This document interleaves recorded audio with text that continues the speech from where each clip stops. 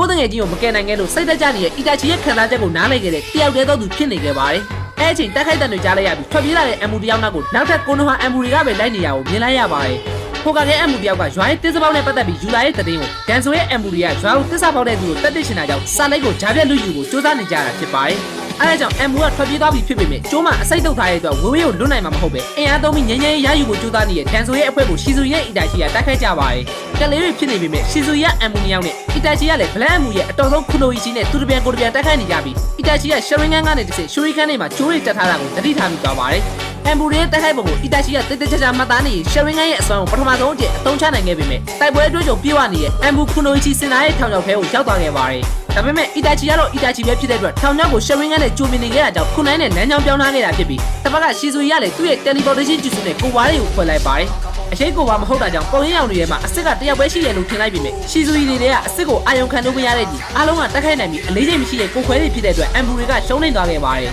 ။အဲဒါကြောင့်ပဲဥချီယာရှီဇူရီနဲ့ဥချီယာအီတာချီကိုအမောင်တွေကနေစောင့်ကြည့်နေမယ်လို့ပြောရင်ထွက်သွားကြပြီ